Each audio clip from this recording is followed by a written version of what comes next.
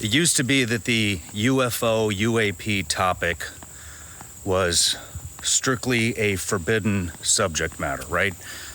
In fact, if you spoke of it, you would likely become the laughing stock of the day. Well, since then, the topic has gained a lot of relevancy. It's gaining a lot of traction, and rightly so. In fact, just a few months ago was the first ever congressional hearing in the United States on UFOs and UAPs. And since then, Mexico has had a conference on it, or a hearing. NASA has had a hearing on it. And so we brought in Tennessee Congressman Tim Burchett, the man that with a few of his colleagues was able to set that hearing up here in the U.S. And so we're here to dissect that hearing, talk about some of the government programs that he knows about, that has a little bit of knowledge of, and talk about how we're going to achieve full disclosure from both our government and the military-industrial complex companies. Ladies and gentlemen, please like, comment, and subscribe to the channel. Hit that bell in the bottom there to get notified.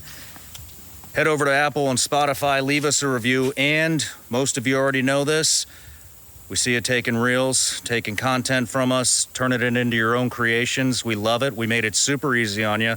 Head down in the description. There are thousands of raw reels for you to download for free, turn them into your own creations, put them on social media, monetize them, make money on them. All we ask is that you tag the show and give us a little bit of credit. Anyways, love you all. Patreon, thank you for making this possible. Without further ado, ladies and gentlemen, please welcome Congressman Tim Burchett to the Shawn Ryan Show.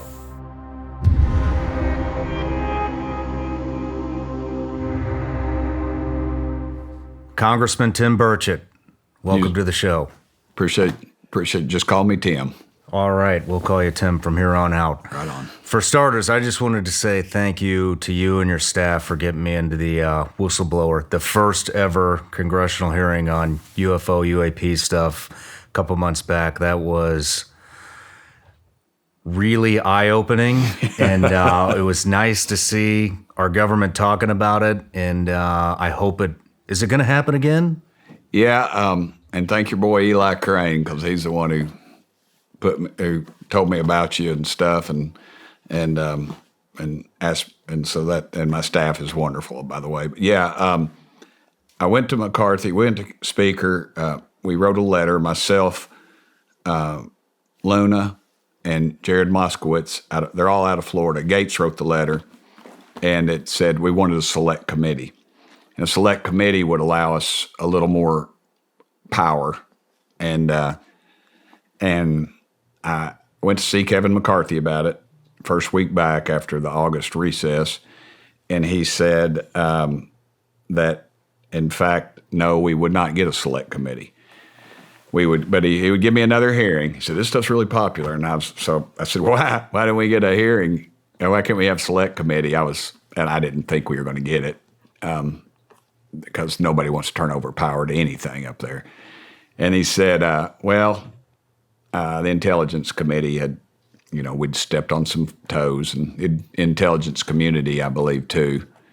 And so, but we could have another committee meeting, committee hearing, or whatever you want to call it. So, yeah, we're going to have one very similar to the last one. We just have to change the focus. I wanted granted, I was not able to chair the committee, but I was steering the committee, if you know what I mean. I know what you mean. It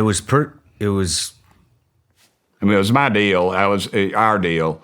We got myself and Luna and Moskowitz and Matt Gates and the rest of us. We'd sort of formulated this idea way back and pushed it together and tried to get a date and locked them down and just kept hammering them. And then, of course, the UFO community, it's freaking worldwide, man. I do every weekend. I'm always on. I try not to turn anybody down. I do a lot of these podcasts and stuff overseas in England. I do them from Knoxville, Tennessee. I don't travel much, as you could imagine. But yeah, it's huge, and people all over the country contacted the speaker's office apparently and the other members, and then lo and behold, we got that first one, and then now they want to do another. So I'll take it as a win. Yeah, definitely. What was the conversations that sparked this whole thing within Congress? It all started with TMZ. It started with TMZ. You know who they are, right? I know who they are. Well, their cameraman's a buddy of mine, and we're good buddies. And I took him to lunch the other day, as a matter of fact. And he'll sometimes grab me for a quick quote or something on something off the wall, you know. And I'd followed this UFO report. I knew what it was going to be, and I knew it'd just be a redacted piece of garbage. Wouldn't be anything look like somebody shot it with a 12 gauge. You know, it'd just be all these spots and words and nothing put together. And so the reporter says to me from TMZ, he says, "Hey, you heard about this UFO report?" You know, it's just kind of random spot. You know, I said, "Yeah." I said, more people believe in UFOs than believe in Congress. And he laughed, and that turned out to be my quote. And I ended up putting it on a T-shirt that I sell on my dadgum website, which is kind of funny. But then all of a sudden, I started getting, and I said, it's just going to be redacted. It'll be garbage. And sure enough, that's what it was, because they said, "Oh, we're going to release all this stuff," and they ain't going to release anything. Yeah. You know, they won't even release the Kennedy assassination files, and Kennedy's been dead over 60 years. There's nobody alive that's even mentioned in those reports. But it's power, it's control, it's money, that's Washington, D.C. So why do you think they're holding on to the? Because from what I understand, that report was supposed to be released by 2017. Mike Pompeo was director of CIA, if I remember correctly. I know Pompeo. Why do you think they're holding on to those? Power, control, money, all those things. I think it's, you know, they put this out occasionally, and I'm a Christian. I try to be a Christian. I'm not a very good one, but they always say, you know, it's going to wreck the religious belief system. It doesn't wreck it for me. They're already wrecking it anyway. Well, the first chapter of Genesis, God created the heavens and the earth, the heavens and the earth. You go to Ezekiel. Ezekiel saw the wheel. He talks about a wheel within a wheel, which you would describe what a traditional UFO would be today if you were, you know, the saucer thing. But back then, the most technologically advanced piece of equipment we had was a wheel. So he's equating this thing, and they'll say, well, it's a vision, it's this, it's that. But you look at any civilization, and, you know, go in hieroglyphics, go in the pyramids, the Aztecs, everybody, the Hindus, everybody has these craft in their history that they talk about. And that was way before Al Gore invented the internet. So, you know, there's no connection there. So hold on, you're saying that there is, you don't know this about me, but I'm a new Christian. Okay. And so I am just Welcome now to the club. digging in. Thank you. It's good to be here. So the Bible, I've started the New Testament. Yeah. I have not dug into the Old. So you're saying that UFO. First chapter of Ezekiel. Go back and read it, and you'll think you're on acid or something. It's a little, but if you read it, and realize too, it's the King James translation. So King James, you know, he translated it from Aramaic, I believe. So I believe is what it was. I think that's right. I'm sure somebody's going to correct me on that, but I'm not a biblical philosopher. I just read it. And so, yeah, it's in there, and it talks about a visitor coming down. It describes a craft. It describes the landing gear. I think it talks about them in some translations like hooved feet. So you'd think, you know, a traditional pad that comes out, you know, like you've seen in the science fiction movies and stuff. But yeah, it's in there, and it's in every religion has it. And but you know, and I say this all the time, and it drives people crazy because I repeat myself a lot. But every night, my dadgum dogs, Buzz, Charlie, and Roscoe, they won't go to the bathroom at 9 o'clock at night. They got to get up at 4:30 in the morning. So and they're scratching at the door, trying to get out. So I take them, and I go outside. I look at those stars in the sky, and those stars, the light left those stars, some of those stars, before the time of Christ. I mean, that is the vastness of God's great universe. And honestly, do you think we're the best that God can do? No. No. So I just we're very imperfect, and I'm not worried about them. They don't scare me or anything, because with that technology, if they could travel at whatever they travel at or however they travel, it's beyond my comprehension. But they would have done us in a long time ago if they wanted to. So you believe in this 100%, zero doubts. I believe in the Bible. Do you get a lot of flack within Congress for approaching this subject? I do, and I suspect some people on my side of the aisle will use it against me when they try to run somebody against me. But I've talked to so many members that are pretty high-profile members, brother, and that pulled me off to the side and said, "Man, I believe in these things. I want to tell you something that happened to me when I was in the military, or when I was a kid out in the field somewhere, or I was, let me tell you what my wife told me, that she saw, or my husband, or whatever." Very many members, and they don't want to come testify because they don't want the heat, and I don't care. I really don't. They're not going to. That's not even on the list of my worries right now. Yeah. I think the government needs to be transparent. Me too. And we'll get into all this. Everybody that comes on the show gets a gift. So, all right. This is your gift, Congressman. Thank you. I have to make sure it's legal. It is, You've checked it. Okay. It's legal. So we're real big on mental health here. I am too. So awesome. That's performance mushrooms. There's a coffee in there that's got functional mushrooms in it, and then there's a creamer. Wow. Also that also has benefits of functional mushrooms and adaptogens in it. And yeah. So, anyways, it's from Laird Superfoods. They got the cleanest ingredients. Thank you. Appreciate that, brother. Some of my closest friends are suffering from mental issues in Tennessee. 1 in 5 Tennesseans, either you or somebody, and if you don't know somebody, you probably do. You just don't know it. Yeah. I've dealt with. I've passed a lot of legislation in Tennessee on funding for taking care of folks. It's you cut your hand, and nobody thinks anything about going to the emergency room. Something going on inside your head. There's this stigma attached, and there's things out there I think we can do to fix it, and and one of the things we do to fix it is remove the stigma. Yep, I'm with you 100%.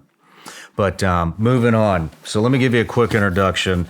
Once again, Congressman Tim Burchett, Congressman of Tennessee, District 2 since 2019. You started in local politics. You're the mayor of Knox County, Tennessee. For 8 years. You're Southern Baptist, got into state politics, and now you're at the federal level, obviously in Congress since 2019. And you were the catalyst behind the first ever UAP, UFO congressional hearing, which is what we're dying to dig into today. So I wanted to get you right after the hearing, but I know you're a busy guy. We couldn't make it happen. No, honestly, I think it's better that we waited a little bit because more things have developed. Let the dust settle, and, sure.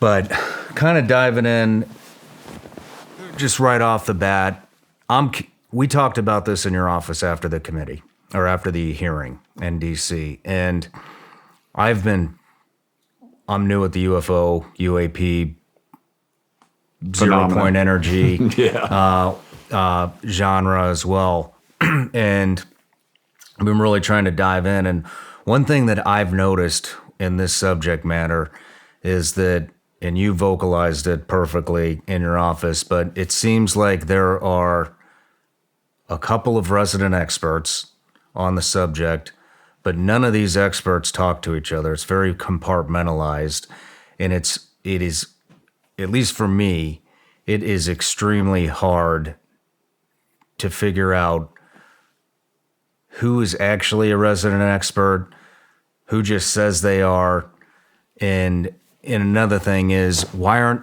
these experts talking to each other? If the common goal here is disclosure, which it seems everybody's beating to the same drum here. They want disclosure, they want disclosure, they want disclosure, but none of these guys are talking to each other. How do we know who's the real deal, who isn't, or maybe they're all the real deal and they just, how are you guys deciphering who the real resident experts are? Well, that's tough. That's why I don't, jump on the first train that comes down the tracks. I feel like there's some false flags. I feel like some people have briefed me on stuff that's not accurate, but they think it's accurate. Okay. So they take an oath up to their knowledge. It's real. And I think it is further discredit the UFO community and the people that are out there. I really do. I think that I don't trust government. I don't trust, and that's, I've been in it my whole life, and I don't trust it. And because there's a group of folks that inherently, they're power hungry and they're evil, and they don't share yours and my values. And whatever that is, and you can talk about the compartmentalization of this stuff and how do you keep something like that secret? Well, I live in Knoxville, Tennessee, and I back up to Oak Ridge National Laboratory. And there's 6,000 people that work at Oak Ridge that live in my district that I represent, but Oak Ridge is not in my district. But Oak Ridge is where they developed the atomic bomb. Is it? Yes, sir. And so, one of them anyway. So I can't remember if it's fat boy or little man, but anyway, it doesn't matter. I knock on doors. That's how I got elected. Because people like Tim Burchett don't usually get elected to Congress, dude. I don't have any great record. I was not a sports star or anything. Captain of the 1982 Bearden High School football team, but we went 5-5. You might have heard of me. I was slow, but I couldn't catch. But so I knock on doors. I knock on thousands of doors. And used to say, if you want to beat Burchett, you better just break his legs, because that's the way I do. And I was knocking on this old guy's door as an older man, and he's putting his flag out when I came by. It was a Saturday morning. And I was talking to him. I said, you a veteran? And he said, no. And he was kind of a little embarrassed. And I didn't push it. And he said, I worked at Oak Ridge during the war. And I said, really? And he said, yeah. And I said, I hugged him. I said, listen, brother. I said, if it wasn't for you, I said, my dad was on Okinawa. They were getting ready to invade mainland Japan because 1st Marine Division would have spearheaded it in there. And I said, and Truman said there had been 1 million casualties. I mean, the kids were sharpening sticks. It was going to be brutal. That island fighting, and you'd have backed them up into their own homeland. They had the suicide subs and the kamikazes, and they were loaded up. Well, we dropped the bomb, and Dad he had to go to China after the war and fought the communists for a short while. And then, but my point was, he said, I worked on the bomb when I was there. He said, I worked on a fuse. He said, oddly enough, my wife, I wasn't married to her at the time. She worked down the hall, and she worked on a fuse mechanism. And he said, and we never knew what each of us did. You got a couple of thousand people maybe working at Oak Ridge National Laboratory. Maybe less than a handful knew that it was for the atomic bomb, knew what they were doing. That's what compartmentalization is all about. Nowadays, everybody's got a dadgum cell phone. Everybody's going to do a book deal or something. It's not quite like that. So you have to. So my theory on and premise on this is the people that knew, like 47 Roswell, the people that knew. They compartmentalized it. It's a different America then. Well, a lot of those people are dead, so there's a complete disconnect after it's been handed off to this department or this department, and now it's in some corporate vault somewhere that has a quasi-governmental relationship, so that we can't get to through FOIA. Mm-hmm. So I think, and I know that's a long way to explain it, but that's why they keep this stuff secret. That's how they keep this stuff secret. Now, it's either one of two things. Either they're breaking the technology out, and that's why we're seeing some advances now, or they've got it and they realize that the power brokers in this world will no longer be in the oil business. They will no longer be they'll have to get out and get an honest job like the rest of us. Well, no, Congress isn't necessarily an honest job, but you get my point. So I think it's kind of multifaceted. It can go a lot of different directions. But two, I ride motorcycles, as I told you, and I got an old Harley Sportster. It's my dad's. It's 84. It's the newest bike I have, and I'm sentimentally attached to it. I won't get rid of it. But if I took that Harley and took it to the people on the Mayflower, gassed it up, loaded it up, got it all ready, took it back in time. That's basically what would happen with a UFO. They would see this bright, shiny object. They might be able to roll it. One day they might get it started, but they're not going to know how to change the plugs. They're not going to be able to adjust the carburetors. They won't have the technology to make gasoline to run it.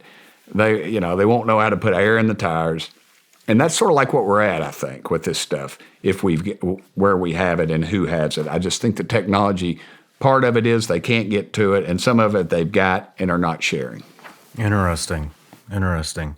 How many of these whistleblowers did you guys have? I'd say we probably, I don't know. I had a list of them, but we the Pentagon. One person confided in us that they'd gotten a call from the Pentagon and they decided not to come. And one of them was loosely attached to some group with NASA, and they were going to do their own thing, which we had a meeting with them this week, which was bogus. And two, now government. Now you got to realize government. Chuck Schumer's coming out with a bill on the NDAA, the National Defense Reauthorization Act, that will say that, and all the UFO people are going crazy. This is the greatest thing in the world. They're going to create this entity within government, within the Pentagon, that anything to do with UFOs goes to them, and they decide if it gets out. So, and guess what? If it's a national defense issue or if it's a government security issue or whatever, they won't release it. Well, guess what? All of it is. Yeah. They're never going to release. That just puts another layer. All I'm saying is, brother, I can handle it. You can handle it. Put it out there. Let us see it. Because I've seen some stuff that defies any kind of logic, any kind of science that we have now. Like what? What have you seen? You've personally seen it? I've seen the videos, of course. I mean, not in the air. Everything I've seen has been definable. Okay. When I was a kid, I remember saw I live in Knoxville, and we got an airport there, and we got Air Force Base, and a jet was taking off, and I remember I was just like looking at the tail section of it, and it was, and to me, it just looked, there's a saucer, it was at night, kind of freaked me out, but then I looked into it, and I thought, well, dadgum, I'm looking at the back end of a jet. So I've never seen anything, but that doesn't mean it. I've never seen God, but that doesn't stop me from believing in him either. Yeah. Well, there was correct me if I'm wrong, but I believe there was a window where there could be no repercussions for somebody blowing the whistle on this stuff. And that's bogus. I think that's bogus. That window is closed now, correct? Yeah.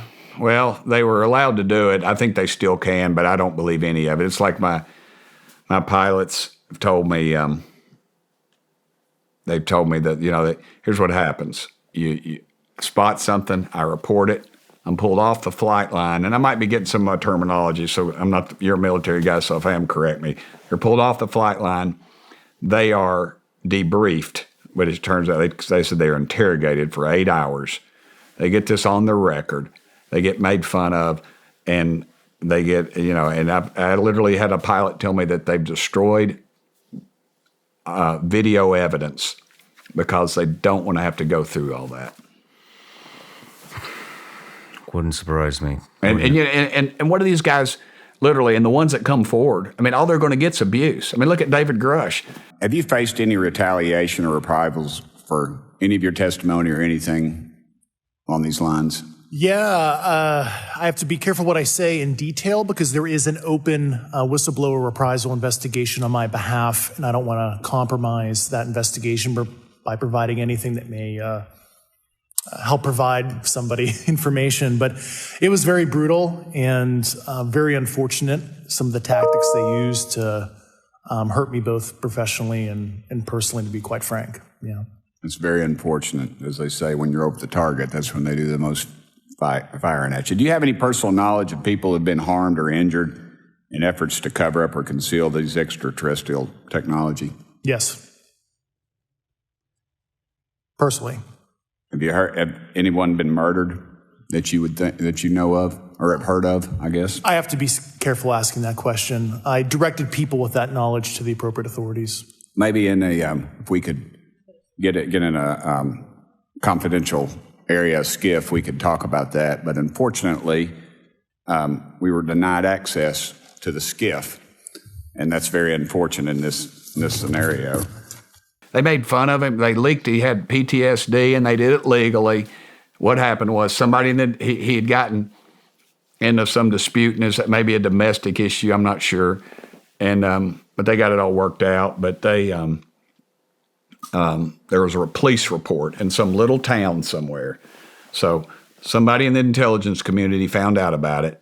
They waited till after his testimony to see what he said, and he brought out all this stuff that we've talked about for years, and I've talked to people in and out and around the intelligence community about it, and they they brought this thing out, and then it was a police report because you can't release medical records because of HIPAA, and so they bring this out. And then, he's got PTSD. Now, let me tell you something. Only in Washington, D.C. can you be critical of somebody for PTSD. Because, brother, that doesn't fly here in Tennessee. Yeah. I mean, we celebrate veterans. At least in East Tennessee we do. In my hometown we do. And, it's just, to me, it's beyond belief, what they've done. Yeah, I remember when that came out, I made a comment saying, well, if you're going to discredit somebody for PTSD, then you can no longer credit any policemen, any firefighters, any first responders, any woman that's been raped, any child that's been raped, any veteran, anybody. Yeah, it just goes out the window. And that alone is a reason why we should have been able to have that select committee, because he was a whistleblower and he was tried to publicly shame him. Well, part of the hearing was about government intimidation. And I can't remember if it was you or another congressman that asked, has anybody been murdered for blowing the whistle or coming forward on that stuff? I think it was Nancy Mace, yeah. But and then sure as shit, a month, maybe a couple weeks after, they start the PTSD thing on Grudge. I knew it was going to happen. And that tells you we're right over the target. Yeah. And it blew up in their face. I kept thinking it's like Brer Rabbit, man. Don't throw me in that briar patch. And they sure as hell did. Yeah. And they pulled back a nub. But, we were warned about Grudge by one of our staffers. You've got... What was the warning? That he's not a legitimate thing. And, you need to... And that's... everybody is compromised in Washington, brother. We're compromised. The Russians used to use what's called honeypots. You'd travel somewhere and some attractive person, man or female or whatever, they used to do it a lot with gay folks because they could because back the stigma of being a homosexual, and now there's no stigma attached to it. But they would set them up, they'd film it, and then, you're getting ready to make a key vote. Somebody comes, hey, man, heard about you in that motel room on, whatever. And they go, what? And he said, yeah. He said, man, we don't need that to get out. Oh, man, I don't want that out. That'll ruin my family. That's okay, man. We just need your vote on this. Oh, you got it. And that's how they own your ass. And they do it through jobs. They do it through, trips. It doesn't have to be sexual in nature. It's just traps. It's just traps, yeah. And, as they say, no man's an island. And they figure out, they analyze you, they know what they got. And these staffers they are the swamp, some of them are. They run too much of it, and we allow it. We all see it. Well, I guess shouldn't say we all see it, but a lot of us see it. But back to the whistleblowers. I would imagine that just within that window where it was okay to come out and bring information forward on the UAP stuff, I would imagine you guys had thousands of whistleblowers that wanted to appear in front of Congress. I don't know the numbers, but it's a day-to-day occurrence. How did you and the rest of the team that you had assembled, how did you guys decide on which three you wanted? It wasn't. We cast a pretty broad net, and, we probably, 15 or 20 targets that I knew of that would be good in certain areas. And then they just kept whittling it down. And I didn't want 15 or 20. I didn't want a cattle call because it's not, it's not conducive to the issue. I wanted people with firsthand knowledge is what I wanted. And military to me is the ticket. Yeah. And I knew if they discredited Grudge, we had these two pilots. They got nothing. Why would they want to endanger the reputation of their career? I mean, by coming out with this. Yeah. They have no ulterior motives. And so, a little prodding, and they came forward, and they told a great story. Mr. Graves, again, I'd like to know, how do you know that these were not our aircraft? Some of the behaviors that we saw in a working area, we would see these objects being at 0.0 Mach, that's zero airspeed, over certain pieces of the ground. So what that means, just like a river, if you throw a bobber in, it's going to float downstream. These objects were staying completely stationary in Category 4 hurricane winds. These same objects would then accelerate to supersonic speeds, 1.1, 1.2 Mach, and they would do so in very erratic and quick behaviors that I don't have an explanation for. Okay. Have you spoken to commercial and military pilots that have seen these off of our East Coast? I have. Okay. So just say Grudge wasn't even there. Two military pilots, best in the world, best trained, best aircraft, everything.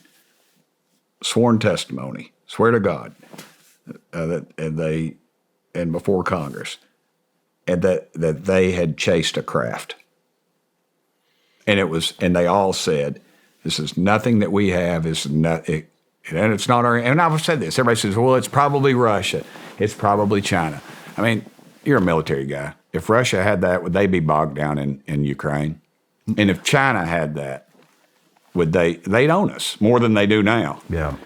And so there's the only other alternative is something we've reversed engineered, which means it's something we recovered and are flying it around in our military space, or is something from outer space. Either way, it's something from outer space. I mean, I don't think that there is any way that any other country is more technologically advanced than we are. I mean, we invented electricity, we invented the light bulb, we invented the internet, we invented the phone, we invented the nuclear bomb. What else did we invent? We invented the Ford. Invented me. I'm sort of the detractor, but and that's another thing. The automobile. When you said that, how technologically advanced, it reminds me of the first hearing that they had when I was there of the Intelligence Committee, which was open to the public. Intelligence Committee is kind of like a little fraternity. They keep stuff within, and it's supposed to be secret and stuff and all that. So they opened this thing up. They're going to have this big UFO UAP hearing. I'm the only congressman that shows up. They bring in these two guys from the Pentagon, and honestly, I don't think they could spell UFO. They didn't have a clue, and that goes back to my compartmentalization. They were telling the truth as far as they knew it. They were asked several questions about well-documented UFO incidents. One of them was a case where UFOs were spotted in a nuclear reactor, literally shut down. And it's a documented case that these things were spotted in the same period of time in this country. So we were asked about it. They asked about it. They didn't have a clue. And I remembered they showed this video, which was the worst video they could have shown. It was I think it was one of these crazy aluminum balloons, that fly, not aluminum, but they look metallic, They have a metallic surface to them because when they hit electrical wire, they'll short it. But it was up at high speeds. And this pilot was filming it with his cell phone. Not his cameras, but his cell phone as he's flying by at some crazy speed. And you couldn't tell if it was a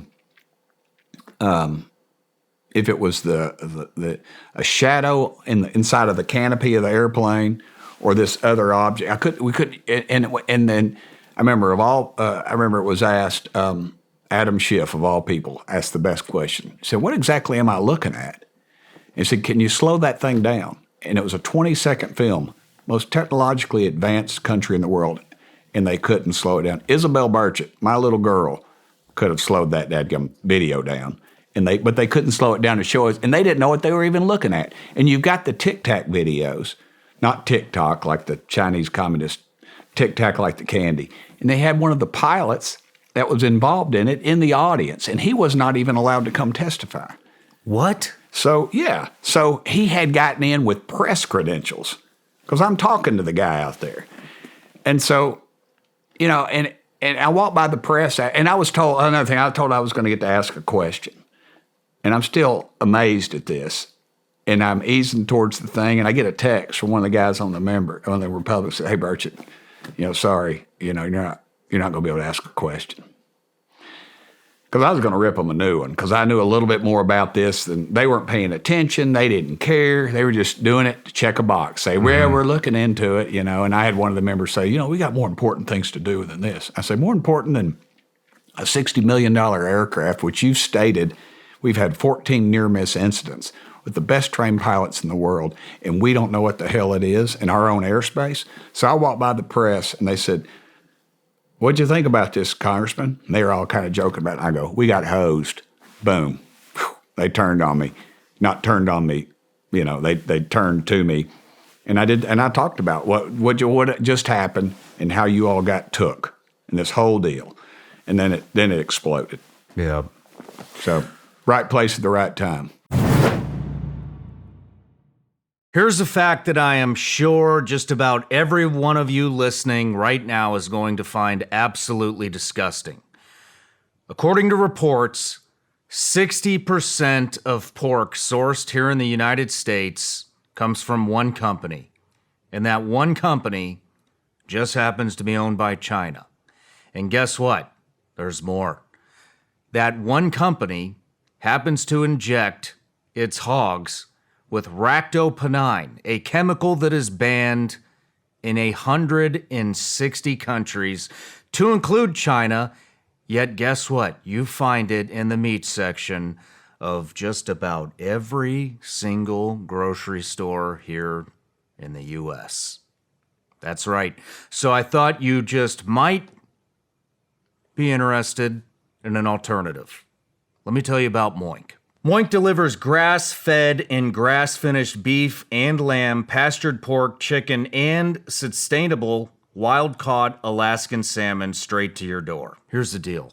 I've tried the pork, the beef, the fish, and the poultry from Moink, and it's fresh and it's clean. Not like this junk that you get at the grocery store from these massive meat suppliers. You see, I like to know where my meat comes from. As I'm sure all of you do too. Keep American farming going by signing up at moinkbox.com/Shawn right now, and listeners of this show get free ground beef for a year. That's 1 year of the best ground beef you'll ever taste, but for a limited time. That's spelled MOINK box.com/Shawn. That's moinkbox.com/Shawn. I don't talk much about money or the economy, but let's face it, ignoring it doesn't help either. Because I believe the government screws up all the time. I think they let down veterans, ship jobs overseas, they help their rich friends make even more money. It is insane. Do you really think they care about helping us out with our money? I don't think so. That's one of the reasons why a lot of folks are stepping away from the government-run systems and starting to diversify their money into real assets like gold and silver. If you're concerned about your finances and the future of your finances like I am, there's a damn good play you can make. Check out Goldco. Goldco will hook you up with a free 2023 Gold IRA kit. This kit will teach you how to help safeguard your savings with real gold and silver. At the very least, it makes sense to get educated about your options. So get your free kit at goldco.com/Ryan or call 855-936-GOLD. Plus, for qualified orders, they'll send you up to $10,000 in free silver as a bonus while supplies last. Quit waiting around for politicians to rescue your finances. Help take control and handle your business yourself. So go ahead and check out goldco.com/Ryan or call 855-936-GOLD to get your free kit today. Just remember, performance may vary, and always consult with a financial professional before making any investment decisions. Yeah. I'll give you the option. Do you want to unpack the hearing last, or do you want to unpack? I don't care, brother. Whatever's easiest to you. I can do it all. I've relived it Well, you are super knowledgeable on a lot of the events that happened, so I'm going to have you unpack them for the audience because we don't know everything. And let's talk about Roswell and what happened there. All right. 1947, Roswell, New Mexico. You got to remember, America, it was not the Air Force, it's the Army Air Corps. And that's important because I'm going to tell you something that happened to me later in life dealing with that. A farmer, there was a loud explosion. And later the next day, a farmer was out I'm just paraphrasing all this. Some of this might not be. He found some material. He found what he had said was, look, it was what we'd call a traditional flying saucer. But flying saucer was a terminology that had been used, wasn't quite the terminology, you know. He reported it. The military came in, Army Air Corps at Roswell, and they military intelligence put out a press release, said saucer recovered. Headlines, boom, across the country. Then the next day, they came in and said, oh, it wasn't a flying saucer. It was a hot air balloon. And they bring this poor colonel out, and he's showing, there's famous pictures of him showing it's clearly a couple of some kind of balloon apparatus. So military intelligence went from a flying saucer to a pile of cloth and sticks in 24 hours. And the American public believed it because that's what we're trained to do. We believe our military and we believe the press back then. And so it gets kind of it covered up, and there's talk of bodies and craft and everything. And then in a chance conversation later, some people were talking about it in the military, and then it all just came out. You know, some of them had gotten some of this material, and literally they said you could crinkle it up. And I've heard this in other instances, and you could throw it down on a table, and it would come back out to its original shape. There was some of the sticks had hieroglyphics. They said it was a purple hewn to it, I think. Well, the United States Air Force comes out, and I remembered it was called Roswell. Case closed is what they called it. And they had this fat second lieutenant. He was a smart aleck. And they gave a press conference, and they said, no, it was a hot air balloon. And they said, well, what about the little people that they found? Well, 3 years later or 4 years later, we did some experiments with dummies. We parachuted dummies down, little small dummies. And we think that people just sort of carried this over a course of 4 or 5 years, and they put this all together into this one story. And that's what they put out. And I remember my dad, I talk a lot about my mom and dad. God gives us all gifts, I think. And one gift that my dad had that I have is the gift of perception. And I said, what'd you think, Daddy? We watched that press conference on TV. It was early days of cable. And Dad said, that guy was a smart aleck. And I said, and he didn't know what he was talking about. And my dad wasn't a UFO guy or anything. Yeah. Well, I have a truck and trailer business years later. And I was in the state legislature as part-time in Tennessee. And I was putting a guy's trailer hitch on. I remember he had a Jeep, and he was sitting in my shop with me. And I looked at his tags. It said New Mexico. I said, New Mexico? I said, you ever heard of Roswell? And he goes, yeah. My dad was in the Army Air Corps. He didn't say Air Force. He said the Air Corps. So I said, really? I said, and I remember I was putting that thing on, and I was just like, so I said, well, tell me, you heard it? Did he ever talk about that UFO thing? He said, yeah. As a matter of fact, he did. He said, and it said, we always thought there was a midair collision, and there was two, and so, but in Roswell, you'll hear about this. I've pieced this together. We used a different kind of radio. It was electromagnetic something. We just started experimenting with it, and apparently, allegedly these craft, if you hear of, there's always the use of this type of whatever it is. I'm not the scientist, but apparently it has some effect on these things. And so and there was another crash somewhere else in the world on the same day, another alleged craft recovery. So Roswell, New Mexico, covered up.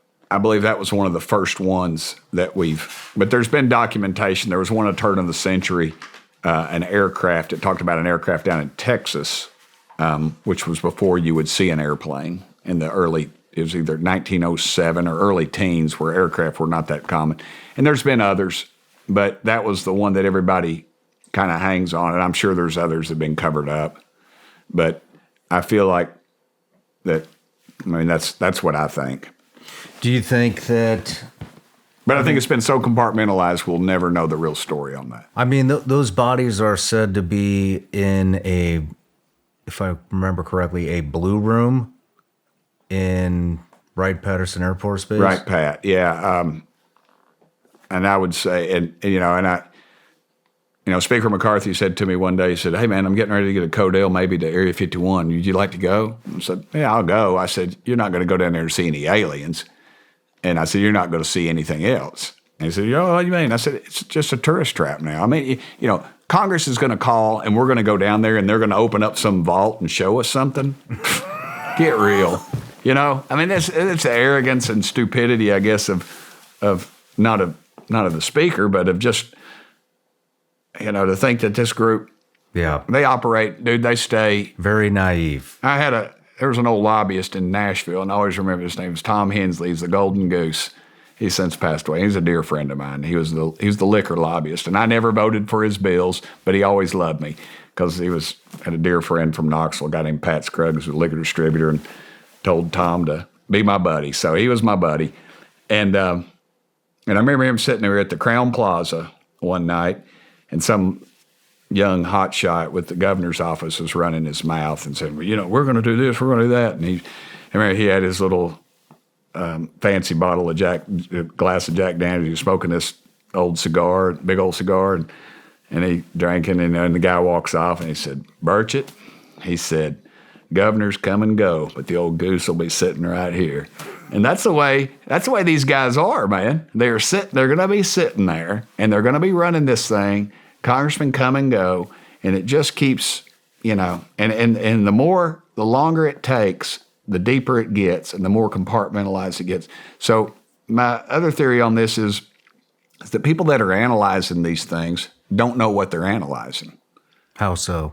They don't know that they're craft, or they don't know it's foreign. They just know it's something that they're analyzing. They're analyzing a piece of metal. They're analyzing a mechanical apparatus. They don't know if it's from an aircraft. They don't know if it's from a submarine. They don't have to know. They just know they can't talk about it. Yeah. It seems like a lot of things started happening right around 1947, and a lot of people believe that the Germans had some type of advanced technology. Let's get into Project Blue Book.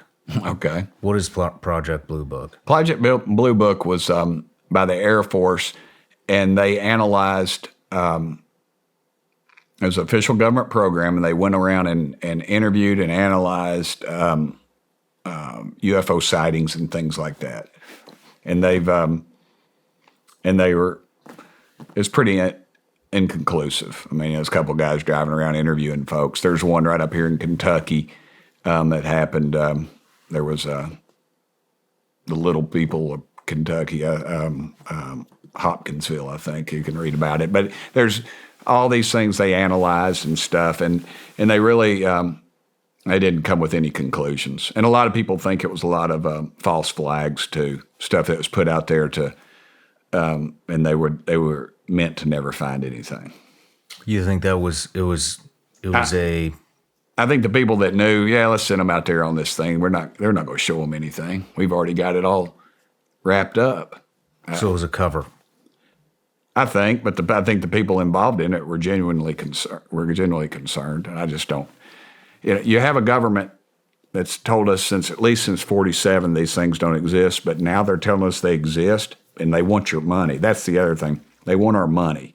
They want government, the Pentagon, NASA. Everybody's going to want money to study these things. In the Pentagon report, I think it's 56 pages. Read the first paragraph, and it said we're going to use the word robust.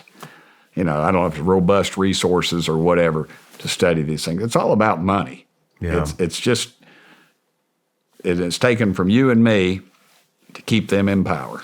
I mean, the government's definitely very interested in it. I mean, do you know who Brandon Fugel is by chance, owner of Skinwalker Ranch? Yeah.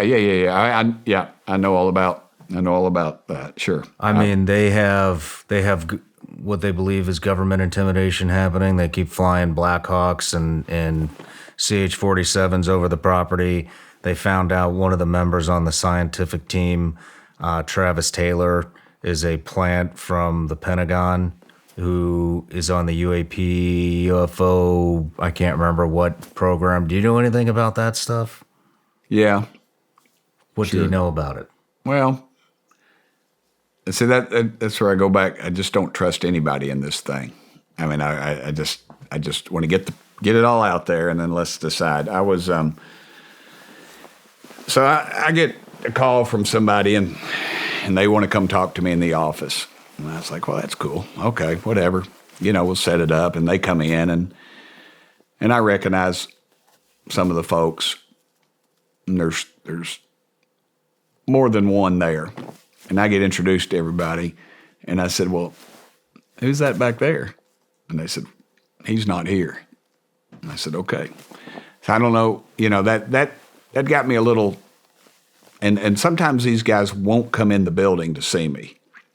So I don't know if it's if they're government entities that, that are trying to, X-file me, claiming, they're going to give me a bunch of garbage. And so that I'll come out with it and discredit me. That's why I just put it, I don't care. I'll tell you everything that I know, mostly, that I can tell you. And then, and so it's just, to me, it's... who are these people? Okay, well, back to the... Wait a minute, hang on a second, the Skinwalker thing. So they said, there's some people who'd like to come see you. And I said, okay. And I don't watch all these TV shows. Mm-hmm. I just don't.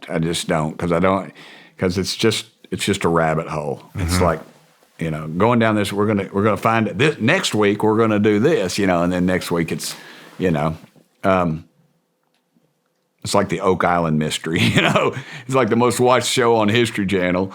But every year it's like, we get there and then, we'll see y'all next year, It's like Who Shot JR? Yeah. And so, it's showing my age.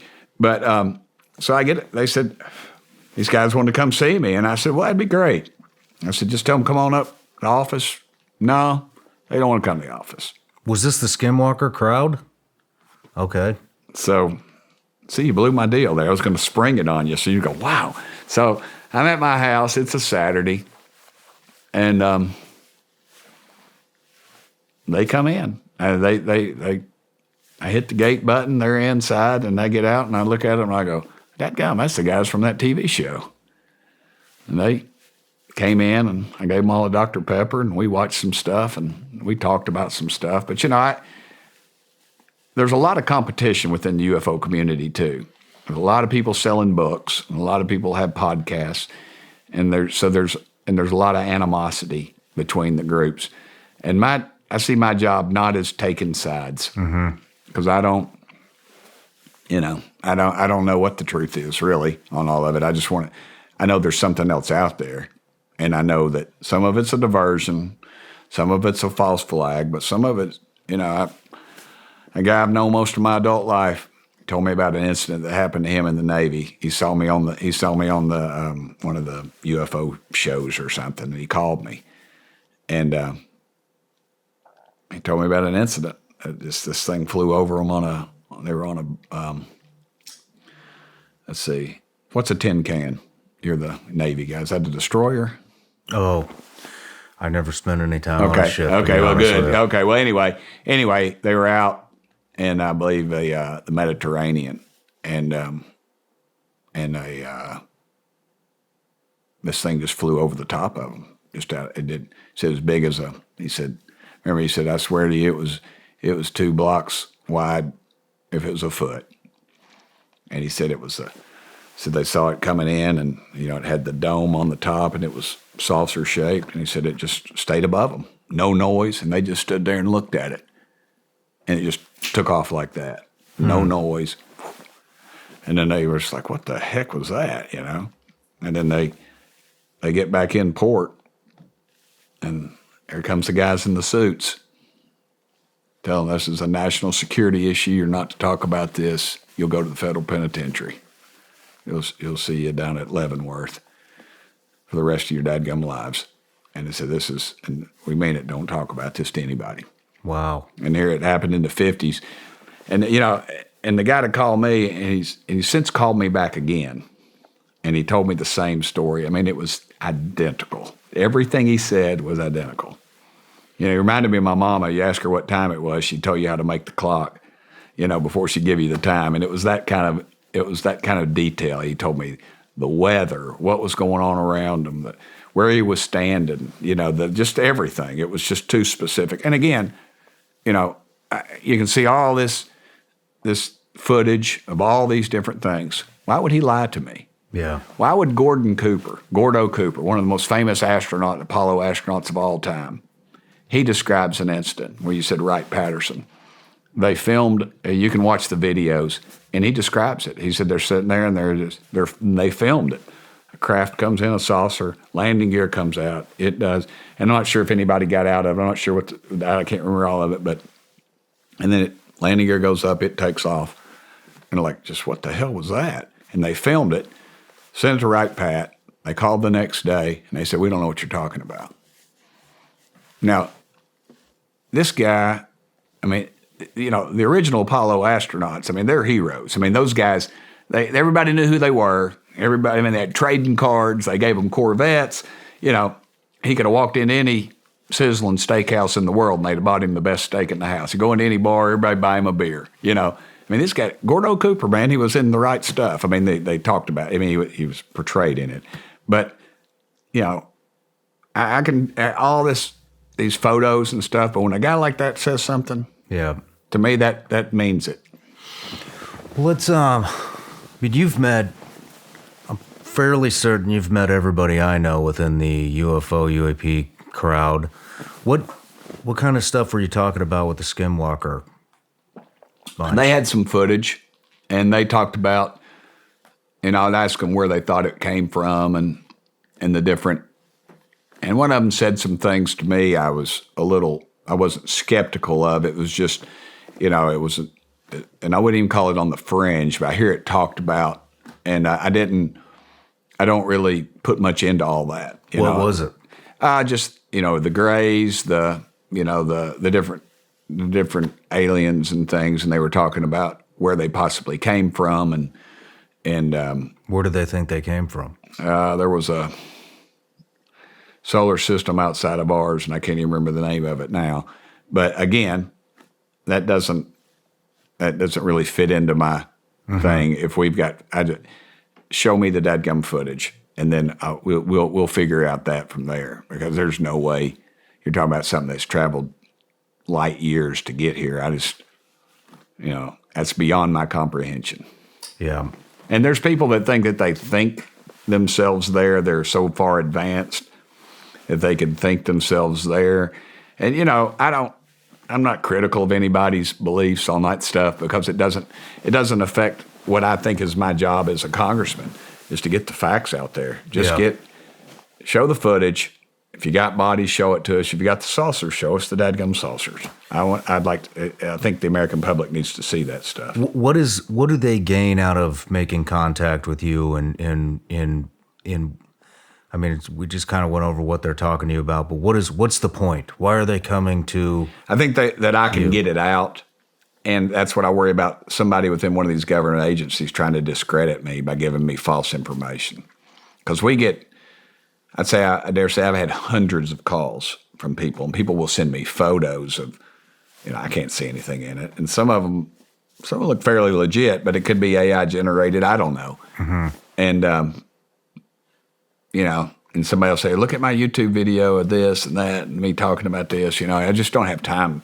I'm a congressman. I've got constituents. I got VA issues. I got dog barking issues. I've got everything. I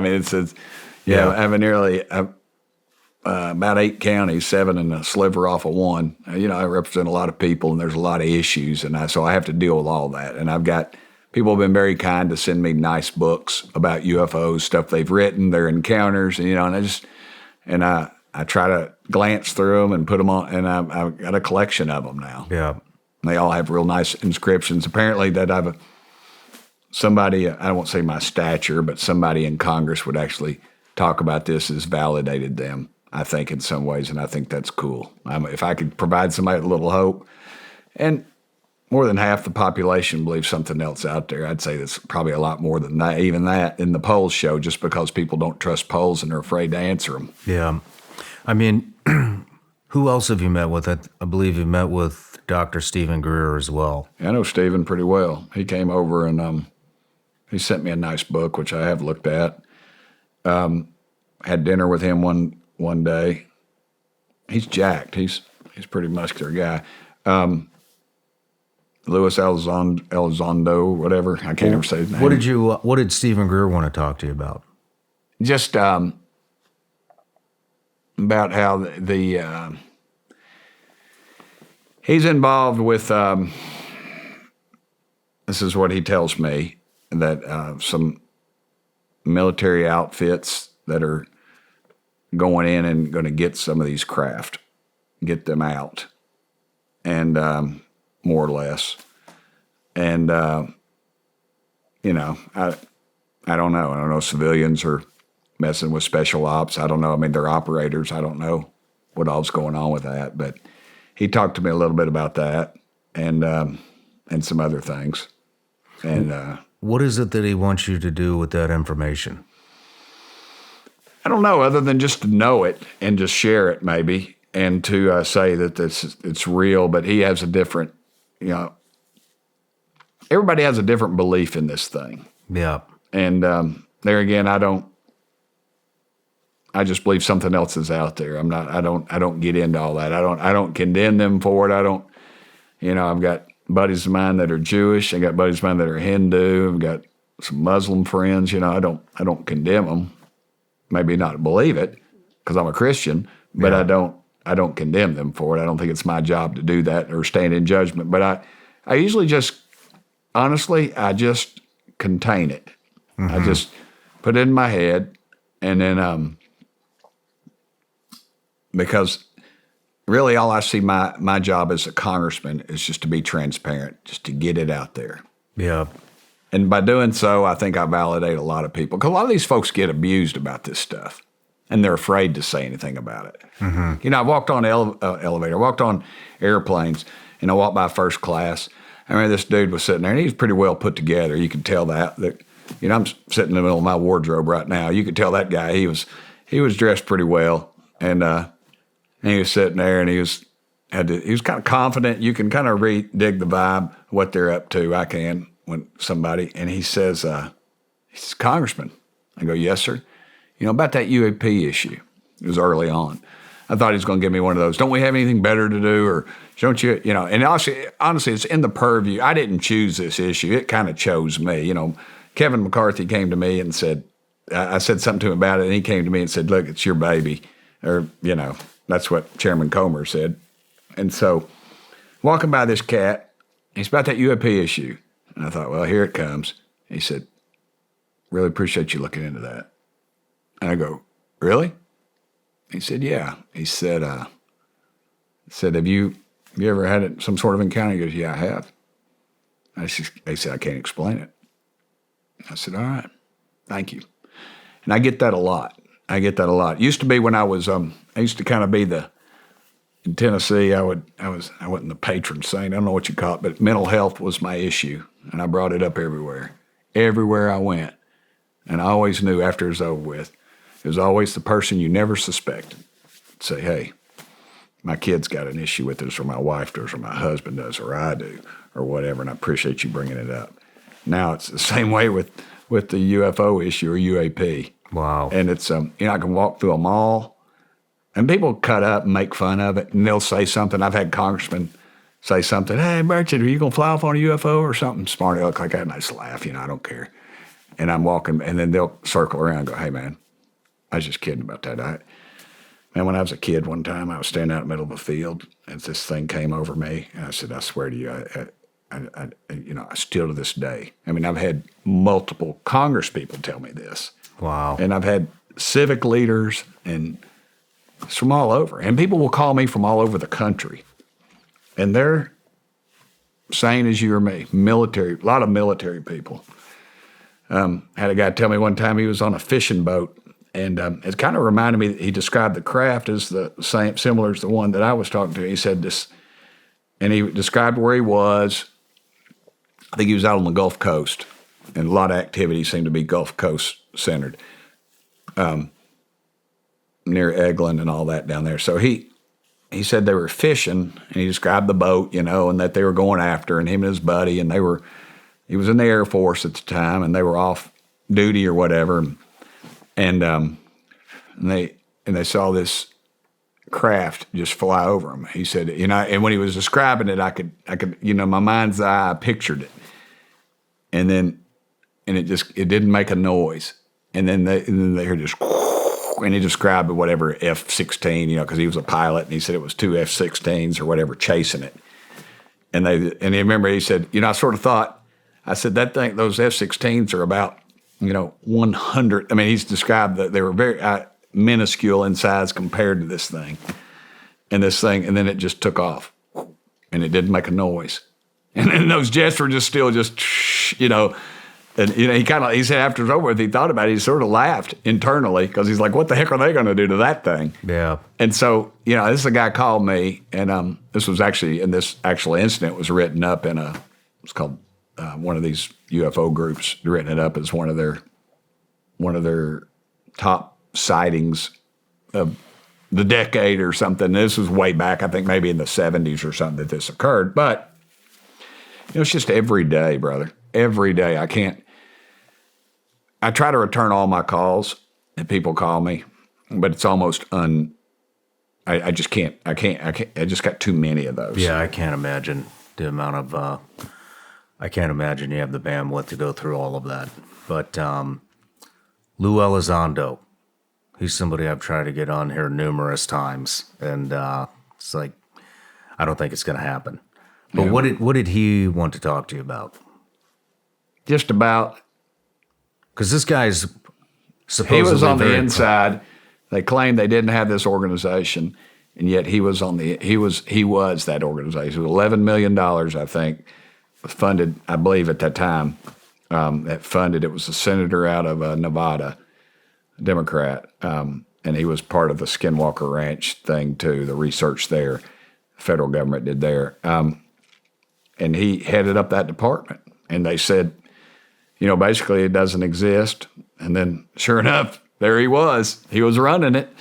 And again, the tail doesn't know what the rest of the body's doing, and it's just that's government. That's compartmentalized government. It's just too big. So what did he want to talk to you about? I think Lou, he's a dear friend actually. Is he? Yes, he is. We stay in contact pretty regular, not telepathically, but I think he just wanted to encourage me. He just said, you're on the right path on this thing, dude. I've talked to him periodically about ideas I've had and people, if I think that they are legit or these stories, and I say I sort of got this feeling on this one here, and I don't know that I trust Lou because he was with the government, but I do as much as I trust any of these cats. But he has not lied to me yet. He's not steered me wrong. And, he's the real deal. And, he was kept, as a lot of them are, he was probably, I don't know that he put his hands on anything physically, but he probably kept at arm's length. When he would get close, they would move it or do something else. Yeah. Have you met with Chris Mellon? Chris Mellon is what's his title? He's another prominent figure in the space. Yeah, I know who he is. As a matter of fact, I'd like to get him for the committee, actually. I know who he is. Sure I do. Yeah. And there's several others.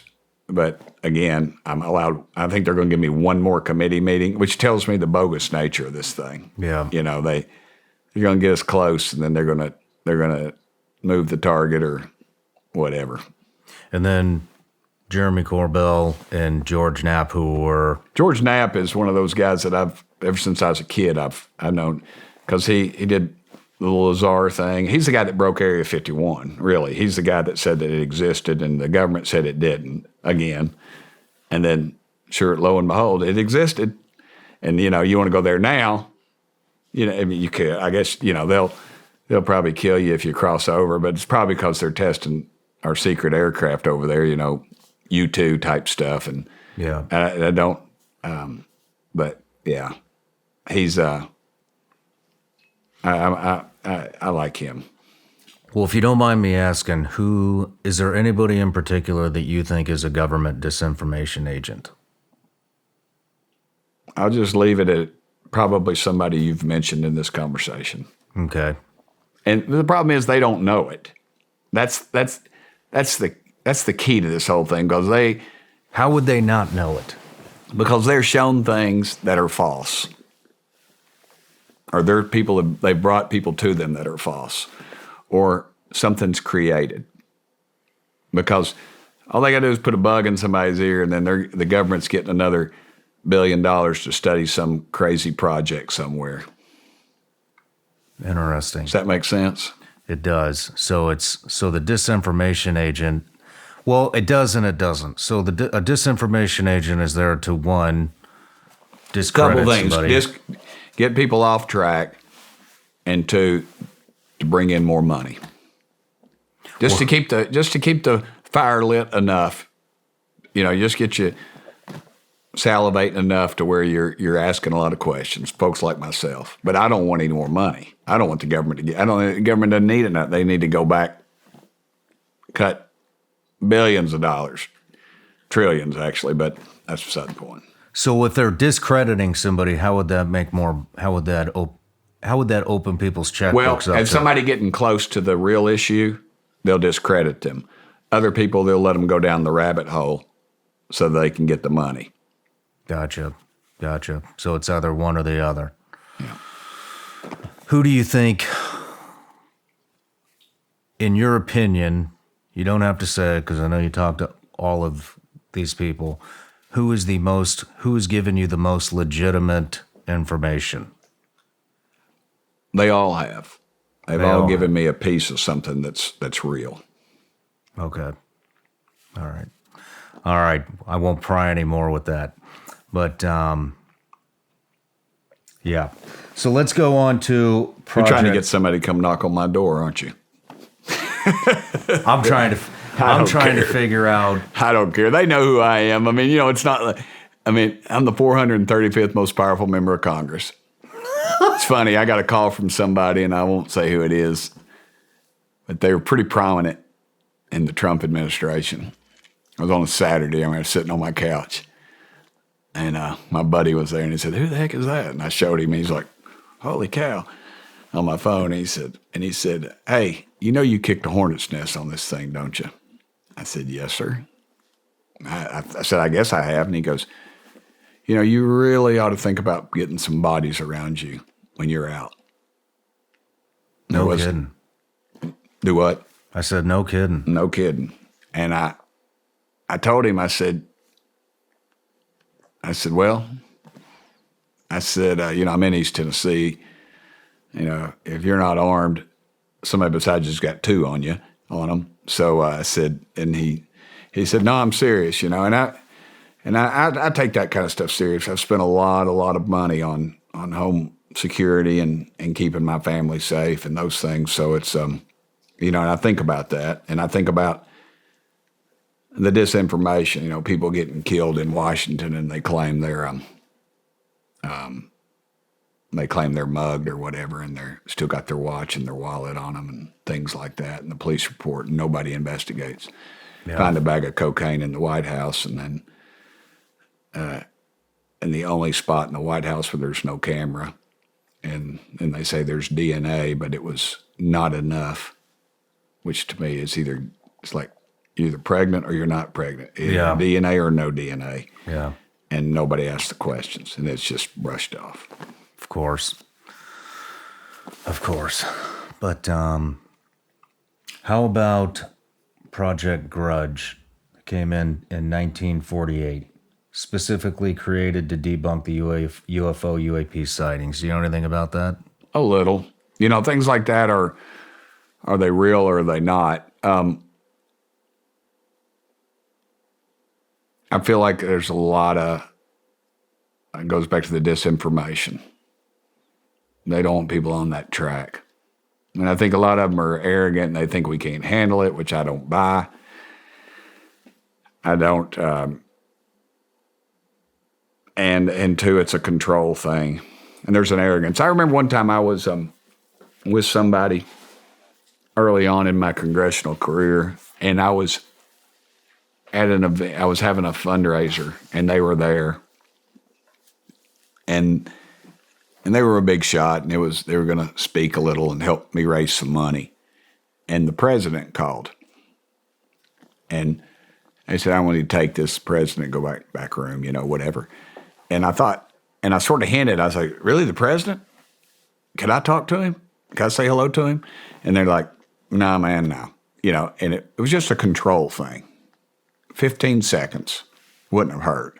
I mean, his dadgum Trump, so, Yeah. you know, he'd have talked to anybody. So, and I always stored that back, not because the fact that I was mad, because I wasn't really. I was still, you know, a little green at that issue. And I don't know why, because I've hung out with Kid Rock twice. Second time he remembered my name, and I remembered a Harley Davidson I'd had. So, you know, I've hung out with some of the biggest there are. Kid Rock's kind of at the top of the list at that time. But it always reminded me of that what I've said about power and control. There's a mental thing with a lot of people, and some of them are insecure, really, that they want to, and they use that. If they've got something that maybe you want, just because you want it, they're not going to give it to you. And it gives them this power of control over you. And I think that goes into a lot of these reports. Again, the Kennedy assassination reports. What's that going to show? What will it show? That who are they going to embarrass that's out now? But it's a control thing. I mean, yeah, it does. That's a psychological condition. I don't know. You can probably have somebody analyze it and say it's BS or not. But I see that a lot in politics where, they're going to have a meeting with somebody and they don't want, you know, well, we can't let them in, you know. 'Cause Yeah. it disseminates the power and the control. Does make sense. It does make sense. Do you think that the government has made communications with ETs? I don't think so. I think it's been, because I don't think they could control it. I don't think they could control that much knowledge or power. I think it's been accidental. I think that it's, I've heard a lot of talk on that, and because honestly, with that technology and their ability, it just kind of X-filing it here, shooting from the hip. But you'd have people living 500 years because they would obviously there'd be some technology or something, or they'd have incredible. Some of them, maybe have incredible wealth, but I think that they would stick out in a crowd. Yeah. Well, let's take a quick break. When we come back, we'll unpack the actual hearing. Next on the Shawn Ryan Show. He had also talked about recovering non-human biologics. If you believe we have crashed craft, stated earlier, do we have the bodies of the pilots who piloted this craft? As I've stated publicly already in my News Nation interview, biologics came with some of these recoveries. Yeah. Were they, I guess, human or non-human biologics? non-human, and that was the assessment of people with direct knowledge on the program I talked to that are currently still on the program. So you're probably not seeing those type of crafts, those crashes happening, if they are happening at all. So it was previous technology that was causing these things to crash. I think. What technology?